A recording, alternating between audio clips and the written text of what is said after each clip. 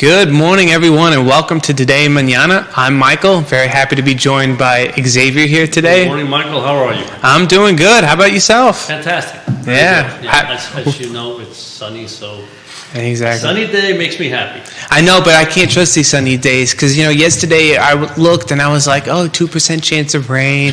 Maybe when I get back home, I'll try to take a swim. So that I forget it. It's like in the afternoon, pouring thunderstorm for And none of that. It just felt like it was, because even at work, it was just, I'm looking out the window. It's like, it felt like it was sunny everywhere except for where we were. It's just like pouring and pouring. We drove home, it's still pouring. It's like... Well, and then it had that moment, I don't know if you ever noticed, there's like a thunderstorm or rain, whichever, right? But it feels like the clouds breaking right on top of you because it's like, it's sunny, and you're like, the sun's out. And then it's like dumping rain, and I'm like, it's pouring.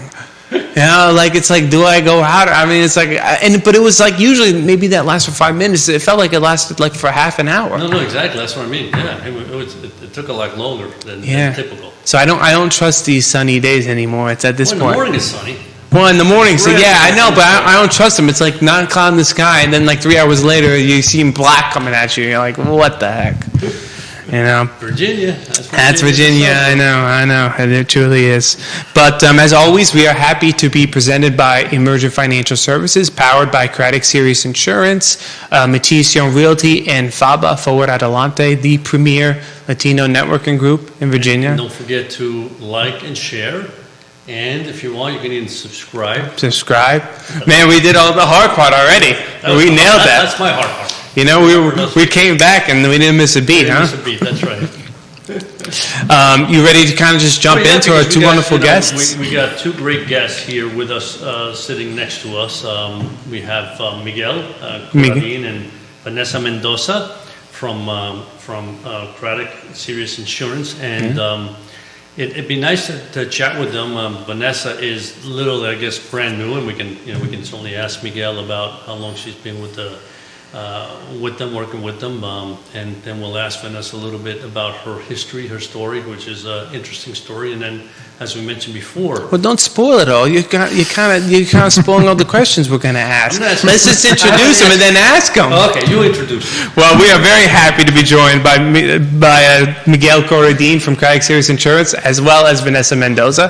Thank you both for coming on. Thank you, Michael. Thank you, Javier. It's always a pleasure being in the show. We're so grateful, for being here and telling all these great stories and, great advice always for, our customers, future customers, or people, especially in the entrepreneur world, which is an extreme sport, I would say. That's a wonderful way to phrase it, considering the Olympics is on. Another Olympic sport, I'm sure. Yeah, it's tough. But thank you for having us today. Thank you for coming on. It's a pleasure. Yeah.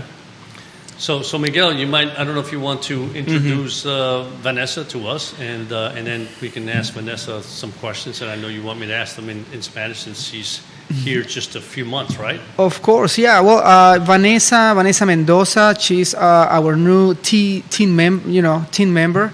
She's amazing. She's fabulous. She's done great job for being less than a year. She's got 8 months, right? 8 months so far. And it feels like we have her quite a few more years to us, so we are grateful to have her in our team. She's still learning a lot of things, this is in the insurance world, this is like another universe. Sure. And it's so much to learn, every day. Even us who has more experience, I guess you can never learn enough. It's always something to learn. Well, and it's not just that. There's changes, right? So I mean, every time you look around, there's something new, either some rule or regulation or some new type of insurance product or financial product or whatever it may be. And so you have to stay on top of that, really, as insurance agents or financial advisors, to say what's new, what's going on, what can we then provide to our customers that might help them out. Yeah, you're 100% correct on that one. The world is changing, so certainly technology, everything is just changing all the time. It's like the stock market, Yeah. It changes every day. Something new is coming up. It's interesting you say about technology, right? Because as we were traveling, I realized that so many people do everything through their phone. Like even now, the passports, right? In some cases, people had all their passport information on their phone. So when you got up, you could just go to a kiosk and just put your phone in there. Then it takes your picture. And if everything matches, you're off and going as opposed to taking your passport, you bring it to the agent. And so, I mean, the world is, technology changes. And so even as that happens, we as, advisors or, agents or whatever it may be, have to change with it because a lot of our customers, especially on the younger side, they want to look at their phone and say, okay, what's the return of my portfolio, or what's happening? And it's like, really? Wow, you got that on your phone? I know. It's kind of scary too, With begs the question, what's the next step? Are we gonna have a chip inside our brain here, like a scan, like a barcode? But weird things are coming in the near future. Hopefully, we don't go that too extreme on that. But I agree. But let me. I know we have Vanessa Mendoza here, and I'll ask her a few questions in Spanish because, like I said, Vanessa just came here, right, to the United States. What, about less than a year ago, right? And she's from Venezuela, so I'd love to invite her to ask her a couple of questions. Pero buenos días, Vanessa, ¿cómo está? Buenos días, Javier. Muy bien, gracias. Muchas gracias por venir y estamos hablando diciendo que usted hace poco que vino de Venezuela. Así es. Y quizás nos puede dar un poco sobre su trayecto de Venezuela aquí, cómo pasó, qué es lo que hacía en Venezuela y cómo es que conoció a Miguel, al gran Miguel. Ok. Bueno, buenos días. Gracias por la invitación, por el espacio. Bueno, como iniciamos, mi nombre es Vanessa Mendoza, soy venezolana. Tengo apenas un año y pocos meses acá en Charlottesville. Llegué directo de Venezuela. Tuve la oportunidad de ser recibida acá por muy buenos amigos. Y conocí a Miguel haciéndome su cliente, ¿no? Inicialmente. Y después tuve la oportunidad de aplicar y gracias a Dios súper complacida y agradecida de ser parte de su equipo, de la agencia. Llegué directamente de Venezuela. Ya había tenido la oportunidad de desarrollarme en el área de seguros en mi país. Ah, está bien. Sí, allí viene un poco de la afinidad con el trabajo acá. Apoyando a la agencia, creciendo, como dice Miguel, la carrera de seguros es una universidad donde todos los días se aprende algo distinto. Tratamos de apoyar a nuestros clientes en satisfacer de la mejor manera las necesidades que ellos tienen en el área de seguros. Y dígame, en Venezuela, ¿los tipos de seguros que hay allí son similares aquí o iba a decir la bolsa porque está pasando al market, o es diferente las clases de seguros? Sí, los productos son básicamente lo mismo, seguros personales, de propiedades. Cambia un poco la regulación, pero como el sentido es el mismo de las condiciones con las que se manejan las pólizas del área de seguros. Sí. Así que por lo menos en ese espacio ya tenía un poco de experiencia, sí, ¿no? Correcto. Porque yo decía en poco tiempo que Miguel me dijo tantas buenas cosas de usted, digo, es increíble que alguien aprenda tan rápidamente todo lo seguro, pero ahora veo que ya tenía la experiencia por lo menos de Venezuela. Sí, claro. Bueno, aquí tuve que prepararme para obtener mi primera licencia. Estuve varios meses estudiando. Pero bueno, gracias a Dios ya la tengo. ¿Y el examen era en inglés o en español? En inglés. Así que tuvo que aprender inglés. Sí, estudiar en inglés. Estudiar inglés y después tomar el examen en inglés. Así es. 150 preguntas. Lo mejor de todo, Javier y Michael, es que ella lo pasó en la primera vez. Primera vez. En la primera vez. Y eso es De verdad que Y tanto. Gracias. muy aplaudible porque es un examen difícil, no es un examen fácil, examen, es más, hay personas que son nativos acá, hablan inglés y le han tomado varias veces pasarlo. Así que estamos muy orgullosos de Vanessa porque no todo el tiempo se pasa un examen de este tipo, así con todas estas preguntas y todo este contenido que pareciera otro idioma en la primera vez. Así que quería resaltar eso porque no es fácil este examen. So just to kind of recap, so those that don't speak Spanish, but Vanessa came here from Venezuela. She's been here a little less than a year. She did have some experience in insurance in Venezuela, but she came here. She met Miguel, and she, they were looking for an agent, so she applied.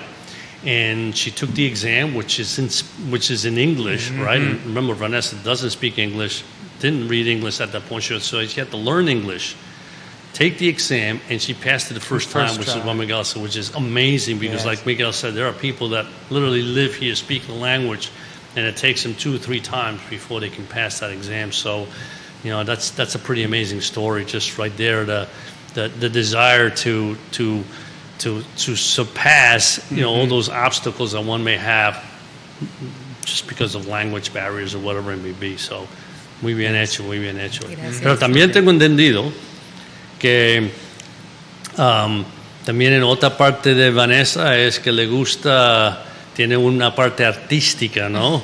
Quizás me puede decir un poco de lo que le gusta hacer. Yo diría artística y muy rica también. Sabrosa. Sabrosa.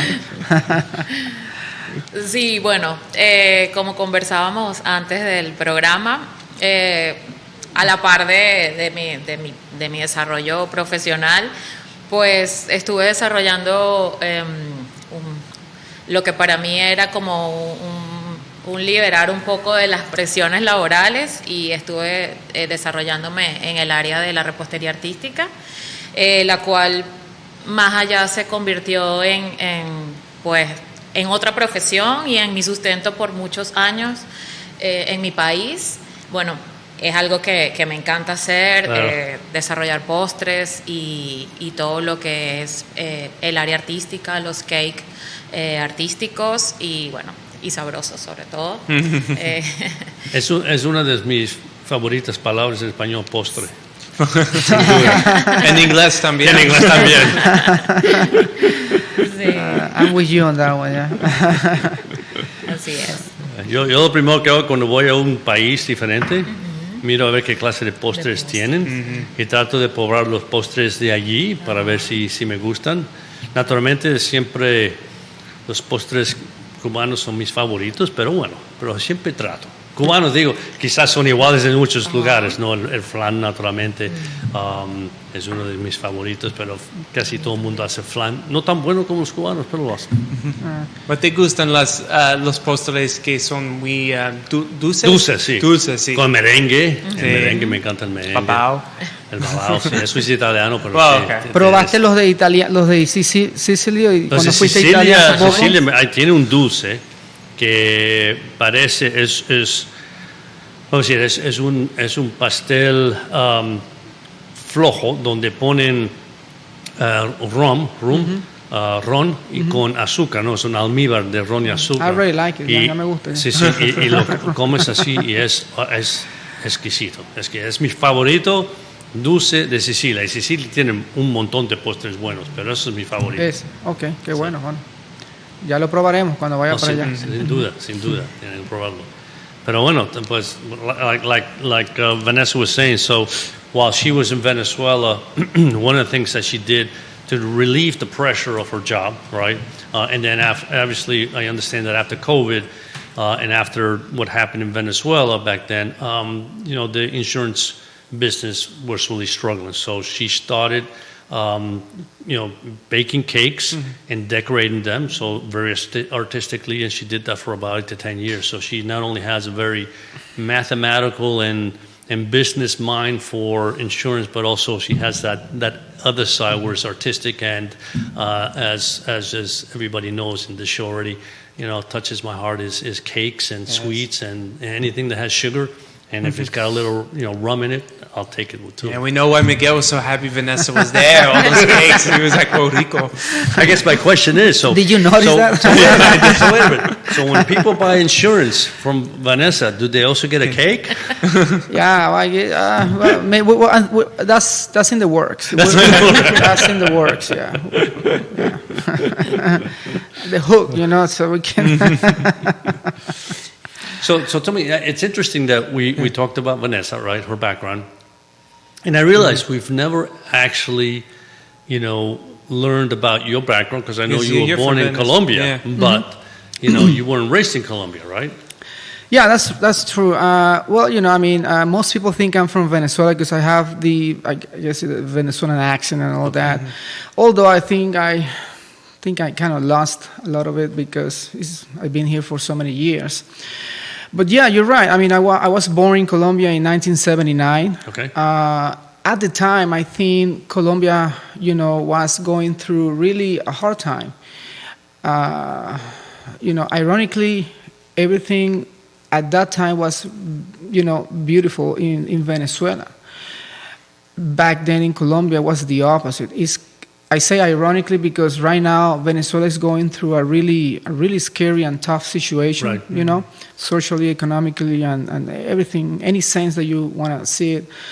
But back then, in Colombia, it was all about the narcos and, all bombings every day, I guess. And then my mom, she decided to move on to Venezuela. And that's why I guess it probably was anywhere between 84, 85. I think that's when we arrived in Venezuela.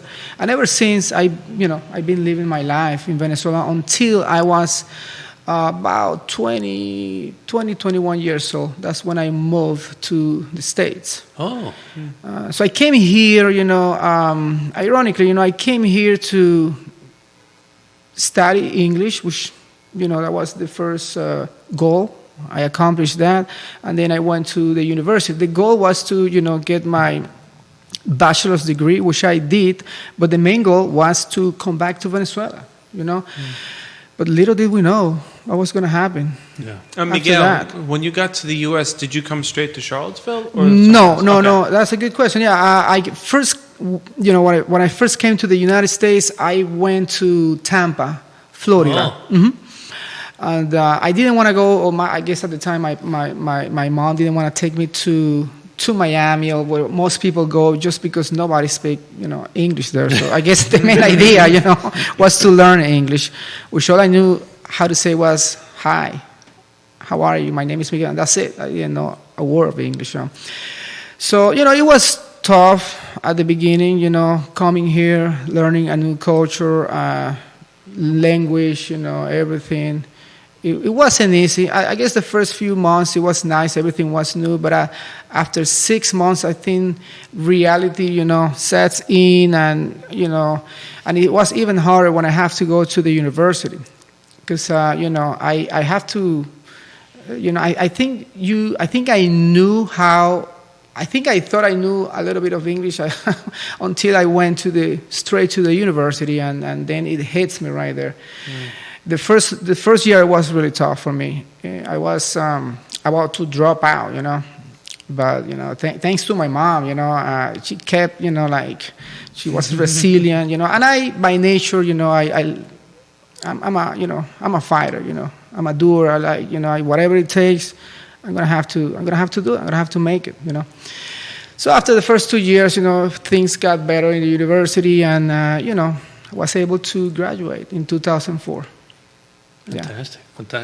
So just two quick questions out of curiosity. First of all, when you left Colombia to go to Venezuela, did your mother know anybody in Venezuela, or you just No, nobody. She just said, boom, we're going to Venezuela. That's correct, yeah. Wow. And I'm very, I always been proud of my mom, because, it was just my mom and I. She did everything that she could at the time, to raise me. It was really, really. I can't imagine some days it was probably really, really tough for her. So I want to say that my mom, she's my hero. I'm really proud of her. I'm really proud of single women that have to raise their sons alone. I lived through that, so I know how difficult this could be, especially going to another country, not knowing anybody, not having a job, not having nothing. It is hard. It was hard, but life is always beautiful because God put angels in your life, whether if it's for one day, a few weeks, a few months, or years. So there is always, and I believe, always angels, not in the form of angels, but in the form of people. People, yes. Good people, that they come to your life and, accomplish a purpose and for better or worse, and then, you start, making, getting on your life, Yeah. So now, when you came to America, did your mom come with you, or did she stay in Venezuela? No, it was just me. Just you. Yeah. And is your mom still in Venezuela? She had to stay there because at the time she had she had like a photo shop at the time. She has her own business, and she just couldn't leave. Right. And that was another hard time for me because it was the first time that I was actually going away from home. Yeah. But it is what it is. It's you either do it and make it happen, or or don't. And how did you get into the insurance business? Well, that's fine. It's in 2004 I graduated. I think I came here at the time, Charlottesville. I got to know, I knew a friend from home already. His name was Carlos Terran. It was good family, good people. We knew even from Venezuela. And at the time, he was working for a newspaper, like a Latino newspaper in the time. So that's how I transitioned from, Tampa to Virginia, move on to that, the newspaper business, if you want to call it that way. And then I spent like maybe 2 years there and went to another local newspaper business in town, in Charlottesville. I guess everybody knows the CVille Weekly. So I spent quite a few years there, and then is when I realized, after 7 or 8 years that I, needed to have a big change in my life. And then, we just had the opportunity to work in an insurance company. And that's how I became, an agent. But I think it wasn't enough for me because I think I wanted more, Yeah. And then after so many years working in the insurance, I decided to start my own agency, which is what I say before. It is, going on yourself. It is one of the most difficult things you can do in your life because it's not easy, It is, like we say before, it's an extreme sport, Mm-hmm. You gotta wear many hats at the beginning, and it's not for everybody. The high pressure you have to keep here is a lot, at least for the first few years, because you don't have an employer who's paying you every 2 weeks. If you don't move, you don't get paid. Right. So I have, everything was depending on me. But after having some difficult jobs prior to getting into the insurance, or even during my insurance experience in the first few years, it gave me that push that I needed to do my own thing, and here we are, So it is always, if you dream it, you can make it possible. I remember once, early on when we started the show, and we were talking about dreams, and you said something that I never forget, right? And you said, dream big. Don't just dream small, dream big, Yeah. right? Because the feeling is, especially when you have your own business, when you want to start your own business, right? There's so many challenges, and things don't always go the way you think they're going to go. And as you said, you no longer have somebody paying you on a weekly basis or bi-weekly basis. You have to get clients in order for them to pay, right? Yeah. And you want to dream big, because when you dream big, then you push yourself to do more, to really challenge yourself to say, yes, I can do this, yes, I can do that. And I know that you said that once, and you said it actually in Spanish. But I didn't know your history, and it's a very interesting history. But you can see where your spirit comes. I mean, obviously, your mom right off the bat said, "We can't survive in Colombia. We got to move." Right. So right then and there, there's that entrepreneurial spirit of saying, "We got to move. We got to create a new life for ourselves." She did that. You learn from that. Now you come to America, where it's more challenging, because at least from Colombia to Venezuela, the language is the same. Maybe the accent's a little different, but the language is the same. Then you come here, it's like, I got to learn English, and it might seem easy, but it's like, it's English and Spanish, and they're not really very compatible at first.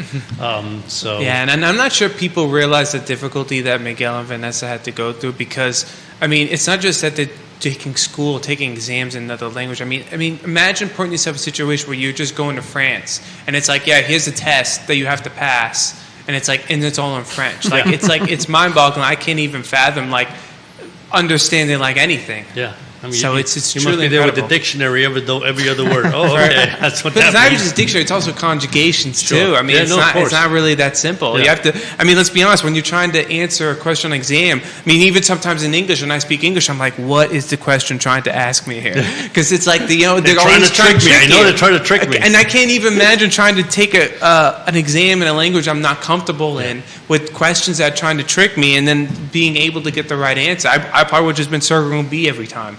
I just say, okay, hopefully the B showed up 70% of the time.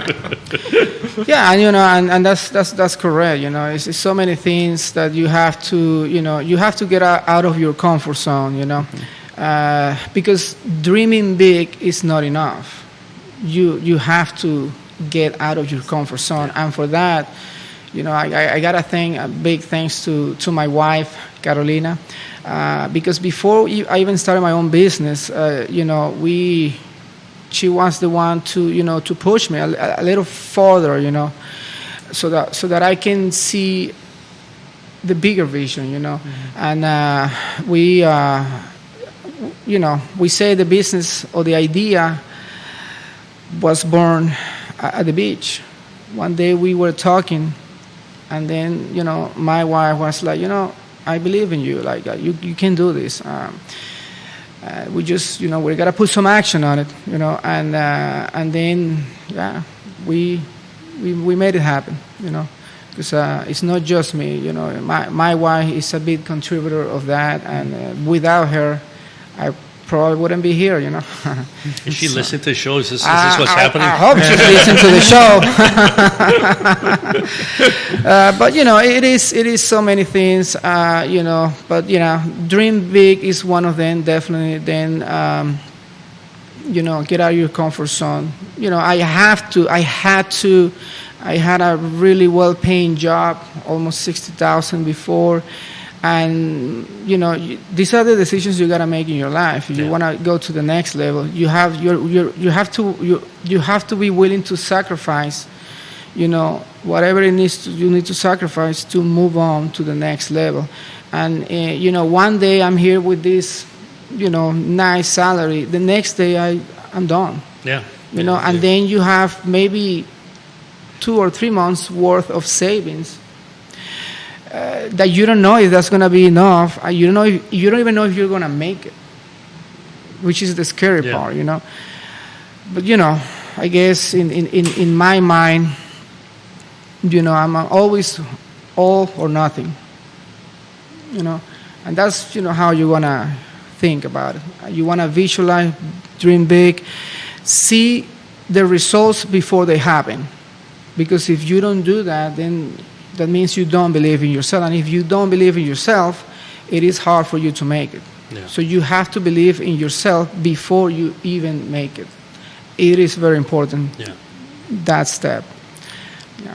Yeah, it's interesting. Once I was, when I worked for a different firm, they would have people that would inspire you and talk to you. And so one of the things that I remember well also was that they mentioned when you set goals, right? They said, set goals, and you don't want to set goals that are very easy to achieve, right? Because they're small. And you don't want to set goals that are so difficult to achieve, right? Because then it's like you never achieve them. But you got to set goals that are, they challenge you to work a little more, work a little harder, or like you said, get out of that comfort zone, right? And I always remember that they will make you write down what are your goals for the next quarter, right? And at first, it's like, I put my goals in, it's like, I remember my boss saying, I think you did that in about a month, so I think you need to really push a little harder. But because at first it's like I don't want to fail my goals, right? But then little by little I realized that yes, because then once you achieve your goal, you sit back and say, okay, I did it, right? But when you have your own business, it doesn't work that way. No, you can't just say I'm done. You gotta get those goals, but you gotta keep pushing more and more because in like you said, somebody's not paying your paycheck.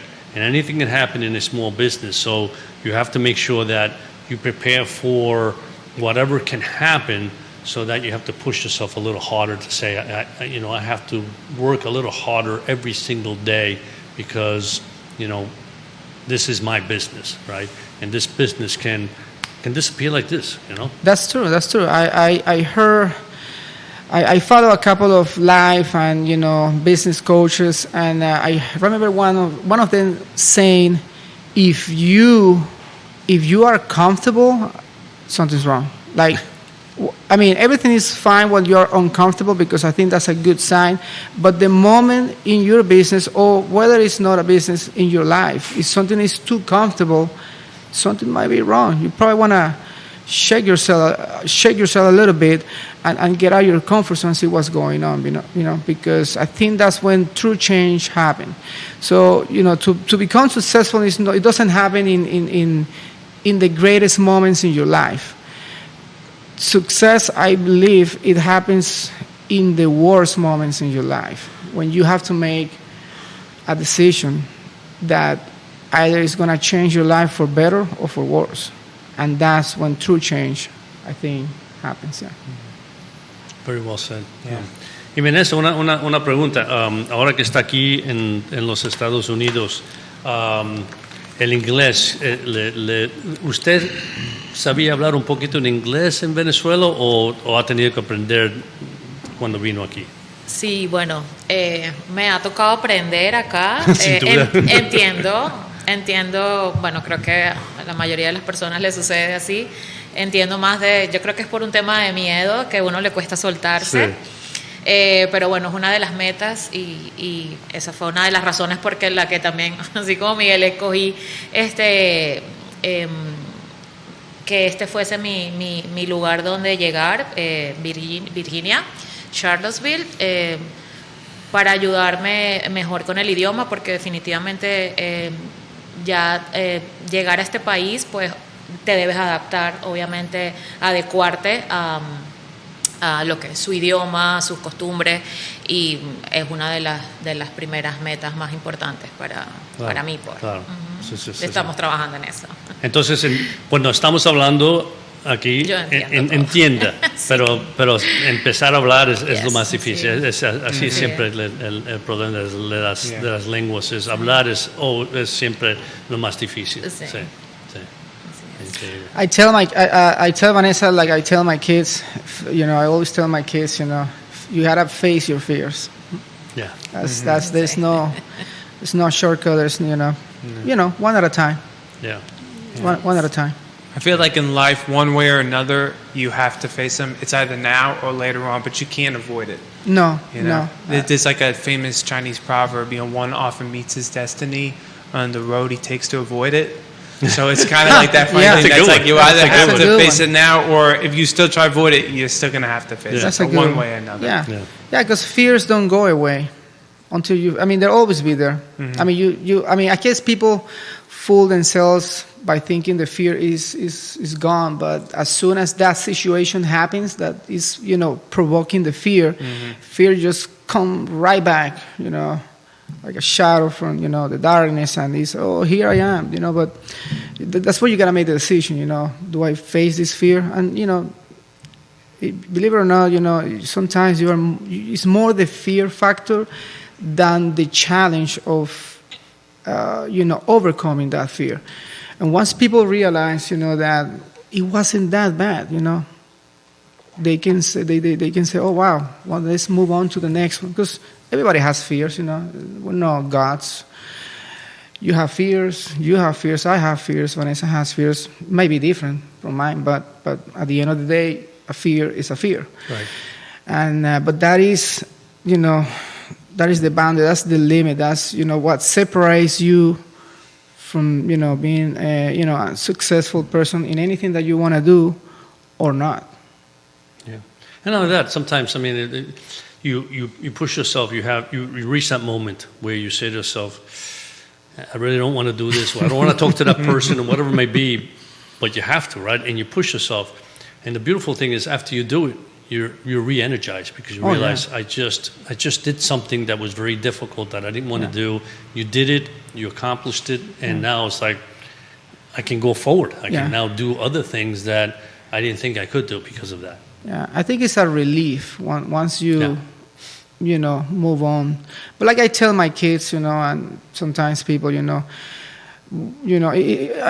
some of these fears, as insignificant as they could be, it can create a big, hole. A big, I want to say, challenge for people. I tell my kids, go with the fear, grab the fear with your hands. Here we go. We'll go together. We'll move on. We'll get over you, and then we'll move on to the next fear. That's how we do it, one at a time. Yeah. One at a time. Yeah. That's the way it is. Yeah. Beautifully said. Well, Miguel, Vanessa, era un placer to have you both on today. Thank you so much for sharing your stories. It was really great. Thank you so much. Thank you. And it's always a pleasure being here. And, igualmente, y mucha suerte. Gracias. Ya sé que es difícil trabajar con Miguel, pero bueno, alguien tiene que hacerlo, ¿no? Alguien tiene que comerse los cakes, las tortas, ¿no? Well, next time we can have Vanessa on, she could bring some postres. I think so, yes. Y pasteles. Viene con un pastel y probamos pastel. Well, I don't know if they're gonna make it here. We'll only invite Vanessa then. Thank you for having us. No, thank you both for coming. Thank you so much. All right, so as we transition here, I know you had some finance topics you wanted to talk about. I think the first one was about the stock market. I know it's been, maybe up like 12% so far this year. It's been pretty great. And I know you had some thoughts about that, like on the future of the stock market going forward. Yeah, so it wasn't, when sometimes you got to dig deep, right? And so you've heard people say, the stock market's doing really well, everything's doing well. And then once in a while you take a step back and say, how well is the whole stock market doing, right? And so what we did was we took a look at the S&P 500, right? And we said, what has fueled the S&P 500 this year? And when you look at it, basically, the Magnificent Seven, those 7 stocks, right, have really been the ones the ones that have generated most of the returns of the S&P 500. So think of it, the S&P 500 is up. I think it was up through the end of July. I think about 16.5%. I know I wrote it down somewhere, right? So that's that's really a great year, right? So if it stays that would be way, a great 2 years. Yeah. So from that perspective, that's a great year. But when you look at the top 7 stocks of the S&P 500, they generated 61% of that return. So what does that mean? So if you take away those 7 stocks from the S&P 500, the return of the S&P 500 is 8.2, 8.3%, something like that. That's an enormous amount, right? If you take NVIDIA is the one that really also I was about to say was NVIDIA's fueled, probably the one. right? I mean, that was about 30% of the S&P 500, right? So if you take away NVIDIA, I think that was about 12.5% that the index would have been up, right? So, because when you look at it, you say, well, wait a minute, small stocks are struggling. They're generating about 12.2%. Growth stocks have done very well. Well, have they? Not really. It's just that those 7 stocks are all kind of growth stocks, so they fuel the growth market. And so what I did was I said, okay, these stocks are in the top 10 of the S&P 500. So we went back and we looked at how often does that happen? In other words, how often, to get to the top 10, obviously you have to have great returns, right? Because you're moving from somewhere in the S&P 500. Excuse me for interrupting. Is NVIDIA now in the top 10 or not? Yes. Oh, it is? Okay. Oh, yeah, big time, yes. Yeah. So in order to become big enough to be the top 10 stocks of the S&P 500 means that you have to have very good returns. And what they've shown is that 3 years prior to becoming the top 10 in the S&P 500, your return is about 25% greater than everybody else, right? And thereafter, that's where the challenge becomes, right? Because nobody can grow at that clip forever, right? And thereafter, so like the 10 years after you become the top 10, the amount that you grow decreases substantially over time, and quite large versus the S&P 500. So the reason I say this is that because people sometimes fall in love with, yes, these are the 7 stocks, and the problem is that sometimes the moms and the pops out there is like, all right, NVIDIA, what is it, the Meta, what else is it, Tesla, and they go out and buy it. Well, the game is literally over by that time, right? Because once you hit the top 10, doesn't mean that they can't grow, but they're not growing to the same magnitude as they did.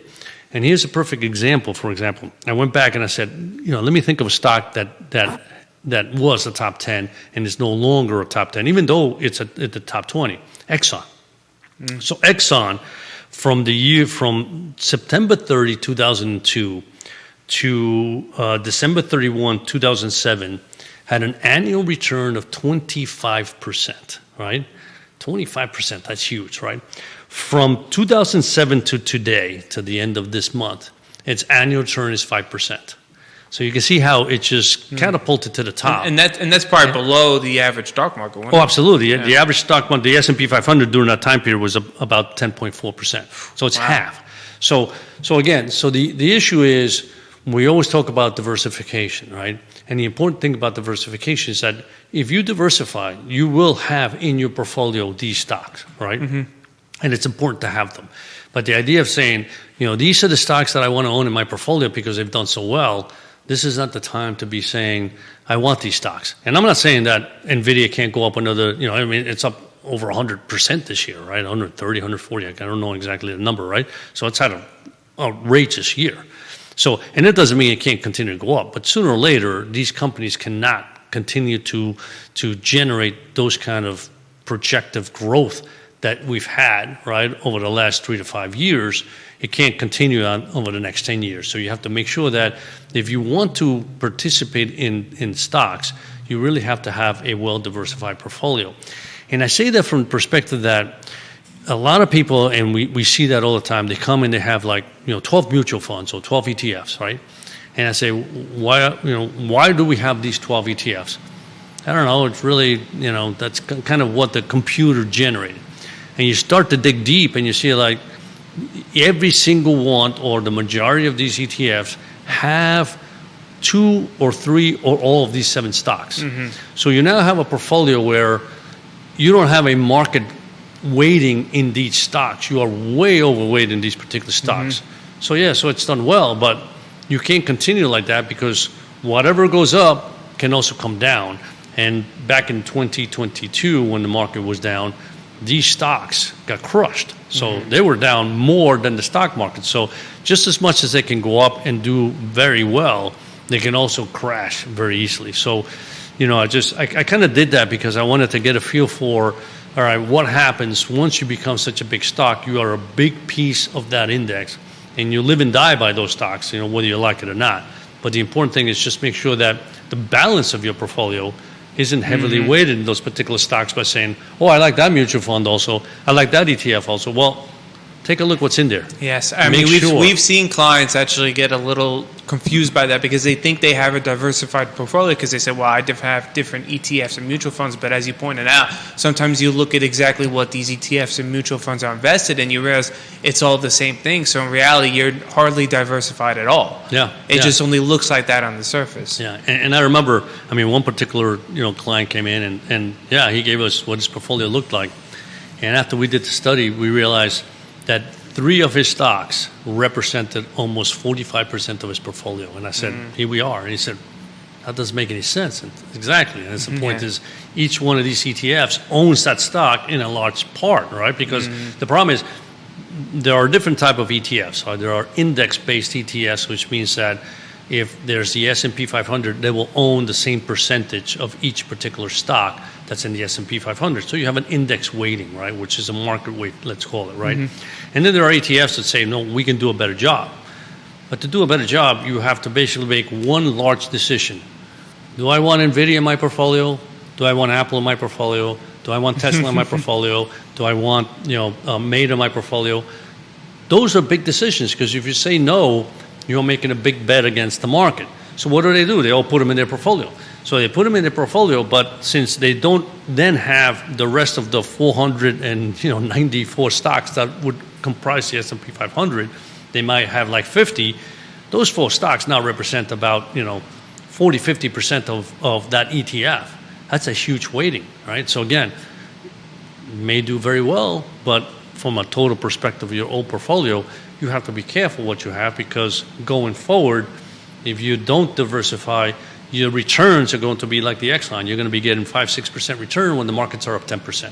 So that's what I tell people is like you really have to think about that, and you can't fall in love with a handful of stocks and say these are it. These are the ones that are really going to do well because over time, once they've done their big jump, there's a good chance that they're not going to be the best performance going forward. So That's interesting. I did not know that. Yeah, so I just, it's one of those things that I like looking at, and once in a while when I see that, I said, let me dig deep a little here because, as NVIDIA is the one that forced me to do that because, as I said, this thing is just going through the roof. It is $1 trillion company, right? And I'm saying, how can it continue to grow at this pace? Can it, right? And I said, let me see what impact this had. And so I went there. I did the Magnificent Seven, the top 5, and the numbers is just outrageous. Like I said, you take out NVIDIA, that's the S&P 500 is a 12.5% return, which is the same as small caps. So in reality, it's not like the S&P has done a great job. It's just these stocks, this one stock. Well, it's still gone up. Yes, sure. Just not quite as. Obviously, NVIDIA has pushed it. Yeah, but my point is, if there's 500 stocks in the S&P 500 and NVIDIA is one of them, and it itself caused the index to go from 12.5 to 16, the other 499 stocks were no better than small cap stocks, is what I'm saying. So I understand. again, Okay. so I'm saying it's good to have a diversification for that reason, right? Because there's no reason why, whether it be next year or the year after, small caps may do very, very well. And then if you're not in them, you're not going to perform. You're not going to participate in that run up in whatever sector that is. So, but anyway, it's just one of those things that I was looking at, and I said probably something. I was obviously it was more for us to discuss, but I didn't get a chance to discuss it with your 2 brothers because they're having. We didn't need their input anyway. Be honest. But anyway, that was my 2 cents worth. That was there. your 2 cents worth. Well, no, thank you for that. You even had all the numbers. I didn't even see you get those numbers that morning. You must have been. This morning I was actually you because must have I said I need to get these numbers in. Yeah, I know. And, You wanted to and then, come and out then with I, all the facts. Like I said, and then I was stats. trying to remember. Let me go back in history. What stock? And then just Exxon came to my head because I remember very well. Let me see. And so I said, let me see when it kind of catapulted to the top because at one time Exxon was the biggest. Are you trying to warn people off from NVIDIA now? No, not at all. It's people's choices, and I, we always talk about this, right? In other words, if it's for your retirement account, I think diversification is very important. Yeah. If you've got money on the side that you want to gamble with, and that's what I call gambling, right? In other words, gambling means I'm just going to buy something because I think it's going to go up, or somebody tell me it's going to go up. That's not research based, Yeah. right? Just like that, that's like somebody tells you something, say, okay, let me try it, right? And how many times have we had that? Somebody says, yeah, I know this small company, they're really good, they do this, they do that, it's just like going to double this year.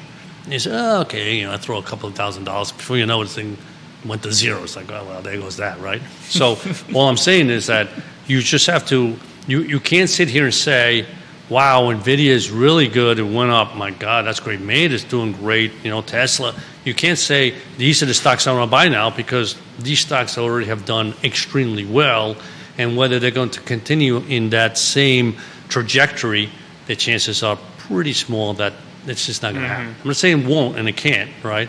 I'm just saying that if you want to just gamble some money, by all means, right? But if you are thinking about your retirement portfolio or your investment portfolio, you got to sit back and say, is that where I want to go? Interesting. All right, thank you for that, Pops. You're welcome. That was very informative. Thank you. So I guess it's time to end the show, huh? Is there anything else you want to talk about? No. So, I think we're almost done here. So, yeah, there's other things, but we'll wait for next week. Yeah, well, I mean, we could just go an extra hour. I don't know if Jerry minds. And I could. To be honest that's why I wasn't sure, because there were other topics. I was like, I don't know. I feel if I ask this one more topic, we're going to hit 12 o'clock. Yeah, I could keep going on some of these things. I know. Absolutely, yeah. But it was good to learn, and like I said, that kind of actually blew my mind a little bit. How once it kind of hit the top 10, the returns kind of they begin to they fail. begin to decrease. Yeah, so yeah. I mean, historically that's been the case, and again, that doesn't mean that any one or two can continue to have a couple of good years, but over the next 10 years, the chances are they can't continue to grow at the same pace as they had in the past, right? So they begin to reduce that growth pattern. And as a matter of fact, and I guess that's why it's important to invest in, diversify into small stocks and growth stocks Absolutely. Before they hit that point where they're big, I guess. Yes, exactly. And the other thing I wanted to say interesting about Exxon was that out of that 5% return, 4% was actually dividend based. So that 1% is just growth, and 4% was their dividend, which again is good. I mean, that's dividend for oil companies. Yeah, they pay a good dividend. Exxon's always paid. I mean, once they started get large, so companies when they're small, they don't like to pay a dividend because they just want to obviously take all that money, keep it into the company, and continue to grow. Once they get to a certain point, in order to grab other investors, they begin to pay a dividend, and other investors come in because they like the dividend, right? Yeah. So Exxon was one of those. Yeah. So I thought that was interesting too. Well, that was a great show today, Pops. Thank you. Oh, thank you, and thank you for Miguel we had and wonderful Vanessa. Guests. Miguel and Vanessa. It's just nice to hear, people's story. Once in a while, I mean, they're both in insurance, and they're wonderful, and they understand the insurance business very much. They have great products, and I know they've discussed it in the past. But once in a while, it's nice to hear, how did they become insurance agents? And so when you ask them questions, how did you even get here? And you realize their life story, you go, wow, that's a story. And the obstacles that they overcome, Vanessa coming here, having to take the insurance test without really knowing English very well, and she passed in the first try. I didn't want to ask Miguel how long it took him to pass it, because I didn't want to, But I mean, we'll ask him next time. Put him on the spot.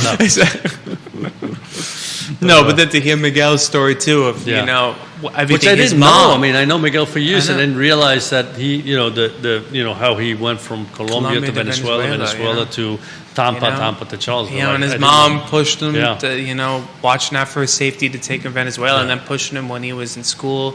Mom's important. Yeah. Hopefully Mama's watching. That's why I threw that out there. She's probably not watching. She's probably going to be like, I didn't hear you say that. I didn't know. I was in the kitchen when in the kitchen when you said she wasn't paying attention. But we're also going to have a great show next week. So next week we actually have Jess Sifazari from Painted Orange, and I think it says now the James Madison Museum of Orange. That sounds new. Yeah, I mean, we've had Jess, I think, a couple times actually on the show. Yes. So I wonder if that's the new thing. But yeah, she's going to be coming on the show again, next and week? She's a great guest. So that should be fun. That. Yeah, I don't know what the combination is. Alex is going to be back. He's got to get on the show. Yeah, they've missed him. I could tell. They said I could tell Judah's is looking at me. The viewing numbers are way down. They wanted Alex. No, but yeah, it should be a great show next week. I don't know. It could be Alex. Maybe we could get Nick on the show. I don't know. He hasn't shown up for a while. That's a challenge to get Nick. He's good at getting guests, but getting him on the show is always different. You know, but as always, we are happy to be presented by Emergent Financial Services, powered by Craddock Sirius Insurance, Matthias Young Realty, FABA. A big thank you, as always, to Jerry for having us here in this beautiful studio. Of course, a big thanks to Judah for, like Alex likes to say, make us all look good. Thank you, of course, to all our viewers who really, if they weren't here, it wouldn't be possible. I do apologize, too, in advance. Xavier and I are not... Well, I'm not on Facebook, and neither one of us is tech savvy, so there could have been viewer questions. I do apologize, because whenever Xavier and I do the show, I don't know who's watching, I don't know who's asking questions, so I do apologize in advance. But Alex is usually really good at that, so when he's on the show, he can do it. Well, usually, and also Nick in the background will send us a text if somebody, but he's... Yeah, but I usually don't read his text anyway, because then after the show, it's like, this guy wanted the show. I'm like, oops. But thank you to all the viewers with your questions and watching the show and all your likes as well. I'm giving them a shout out because, you know, I won't see your names till after the show, but thank you. And we look forward to seeing you next week, but until that time, hasta mañana.